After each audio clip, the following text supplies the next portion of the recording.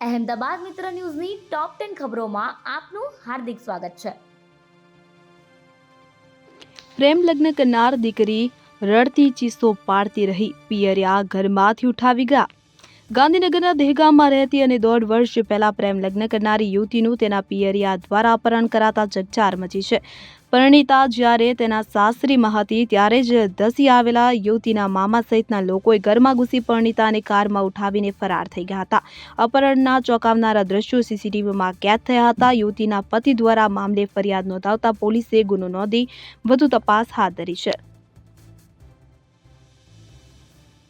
ગુજરાત હાઈકોર્ટને ફરી મળી બોમ્બથી ઉડાવી દેવાની ધમકી। ગુજરાત હાઈકોર્ટને બોમ્બથી ઉડાવી દેવાની ધમકી મળી હતી। અજાણી વ્યક્તિ દ્વારા ધમકીભર્યો મેલ હાઈકોર્ટને કરવામાં આવ્યો હતો। હાઈકોર્ટના રજિસ્ટ્રાર દ્વારા સોલા પોલીસને આ અંગે જાણ કરાઈ હતી, જે બાદ પોલીસ દ્વારા તાત્કાલિક હાઈકોર્ટ પહોંચી બોમ્બ સ્ક્વોડ દ્વારા તપાસ કરવામાં આવી હતી। હાઈકોર્ટને 3 મહિનામાં ચોથી વખત બોમ્બથી ઉડાવી દેવાની ધમકી મળી છે।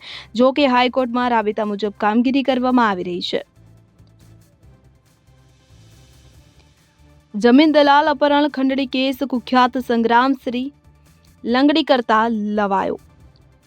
અમદાવાદમાં રામોલમાં જમીન દલાલ અને કન્સ્ટ્રક્શનનું કામ કરનારી વ્યક્તિનું કુખ્યાત સંગ્રામસિંહ અને તેના સાગરીતો દ્વારા અપહરણ કરીને દાગીના સહિત 53 લાખની લૂંટ કરવામાં આવી હતી। આ કેસમાં પોલીસે 6 આરોપીની ધરપકડ કરી છે। આજે એટલે કે 15 સપ્ટેમ્બર ક્રાઇમ બ્રાન્ચે તમામ આરોપીઓને લઈને રિકન્સ્ટ્રક્શન માટે ઘટના સ્થળે પહોંચી હતી। મુખ્ય આરોપી સંગ્રામસિંહ લંગડી લેતા ચાલ્યો હતો। તમામ આરોપીઓને સાથે રાખીને ઘટનાનું રિકન્સ્ટ્રક્શન કરાવવામાં આવ્યું હતું।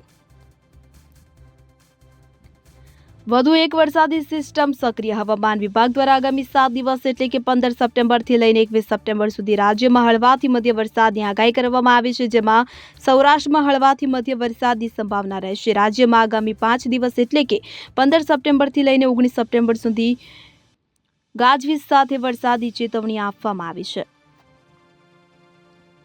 ગુજરાત કોલેજમાં એનએસયુઆઈના કાર્યકર્તાઓનો વિરોધ। ગુજરાત કોલેજમાં આજે એનએસયુઆઈના કાર્યકર્તાઓ દ્વારા ઉગ્ર વિરોધ પ્રદર્શન કરવામાં આવ્યું હતું। કોલેજ પ્રશાસન દ્વારા બંધ પડેલી અને જર્જરિત કેમેસ્ટ્રી બિલ્ડિંગમાં ફરીથી લાઇબ્રેરી શરૂ કરવાના નિર્ણય સામે એનએસયુઆઈના કાર્યકર્તાઓએ વિરોધ નોંધાવ્યો। વિદ્યાર્થીઓનું કહેવું છે કે આ બિલ્ડિંગ છેલ્લા 2 વર્ષથી બંધ છે અને તે અત્યંત જર્જરિત હાલતમાં છે। આવા જોખમી સ્થળે લાઇબ્રેરી ચલાવવી એ વિદ્યાર્થીઓના જીવને જોખમમાં મૂકવા જેવું છે। આ ઉપરાંત પીવાના પાણીની વ્યવસ્થાનો પણ મોટો મુદ્દો છે। કોલેજમાં પીવાના સ્વચ્છ પાણીની યોગ્ય વ્યવસ્થા ન હોવાથી વિદ્યાર્થીઓને ભારે હાલાકીનો સામનો કરવો પડી રહ્યો છે। પીએમ મોદીના જન્મદિવસ નિમિત્તે સેવા પખવાડિયાનું આયોજન। વડાપ્રધાન નરેન્દ્ર મોદીના જન્મદિન નિમિત્તે દેશભરમાં સેવા પખવાડિયાનું આયોજન કરવામાં આવ્યું છે। આ અંતર્ગત અમદાવાદમાં એક અનોખો કાર્યક્રમ યોજાવા જઈ રહ્યો છે, જેનો મુખ્ય ઉદ્દેશ્ય ખાણીપીણીના વેપારીઓને સ્વચ્છતા અને અન્નનો આદર કરવા વિશે જાગૃત કરવાનો છે। અમદાવાદમાં વડાપ્રધાનના જન્મદિનની ઉજવણી નિમિત્તે એક સેમિનારનું આયોજન કરવામાં આવ્યું છે, જેનો મુખ્ય ફોકસ તહેવારોના આગમન પહેલા વેપારીઓને સ્વચ્છતા અને શુદ્ધતા જાળવવા વિશે જાગૃત કરવાનો છે। 50 લાખ મેમ્બરશિપ ફી છે તે કર્ણાવતી ક્લબનો ચૂંટણી જંગ। કર્ણાવતી ક્લબના 31માંથી 10 ડિરેક્ટરો માટે ચૂંટણીની જાહેરાત કરવામાં આવી છે। આજે ઉમેદવારી પત્ર પરત ખેંચવાનો અંતિમ દિવસ છે। જો કે ડિરેક્ટરોની ચૂંટણી પહેલા જ ક્લબમાંથી ચોરો અને કાઢોના લખાણ સાથે ક્લબ બહાર રસ્તા પર પોસ્ટર લાગતા મામલો ગરમાયો છે। જુહાપુરામાં ગેસ સિલિન્ડર બ્લાસ્ટ થયો। શહેરના જુહાપુરા વિસ્તારમાં આવેલા રોનક પાર્ક સોસાયટીમાં એક મકાનમાં ગેસ સિલિન્ડર બ્લાસ્ટ થયો હોવાના કારણે 1 વર્ષની બાળકી સહિત 3 લોકો દાઝ્યા હતા। તેઓને સારવાર અર્થે સિવિલ હોસ્પિટલ ખાતે ખસેડવામાં આવ્યા છે। જોરદાર ધડાકાનો અવાજ થતાં આસપાસના રહીશો દોડી આવ્યા અને આ ઘટનાની જાણ પોલીસને થતાં પોલીસ પણ ઘટના સ્થળે પહોંચી હતી। પોલીસે આ મામલે જાણવા જોગ ફરિયાદ નોંધીને તપાસ શરૂ કરી છે। કર્ણાવતી ક્લબનું રાજકારણ। રોડ પર ચોરો અને કાઢોના પોસ્ટર લગાવાયા। તાજેતરમાં કર્ણાવતી ક્લબના 31 ડિરેક્ટરોમાંથી 10 ડિરેક્ટરો માટેનું ઇલેક્શન જાહેર કરાયું છે। સોમવારે ભરેલા ફોર્મ પરત ખેંચવાનો છેલ્લો દિવસ છે, એટલે કે પરંતુ શહેરના મુખ્ય માર્ગો પર સત્તા પક્ષના ડિરેક્ટરો પર આક્ષેપ કરતા બેનરો લગાવાયા છે, જેથી ક્લબની કણઈટીઓના વહીવટને લઈને ચર્ચાનો વિષય બન્યો હતો।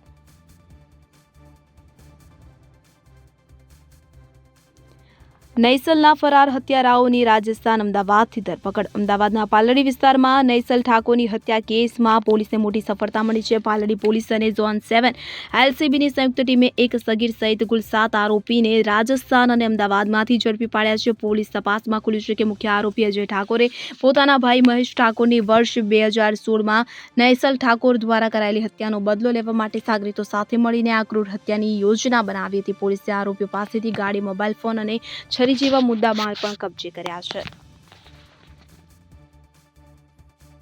અહેમદાબાદ મિત્ર ન્યૂઝની યુટ્યુબ ચેનલને સબસ્ક્રાઇબ કરો અને બેલ આઇકન જરૂરથી દબાવો જેથી મહત્ત્વના સમાચાર આપના સુધી જલ્દીથી પહોંચે.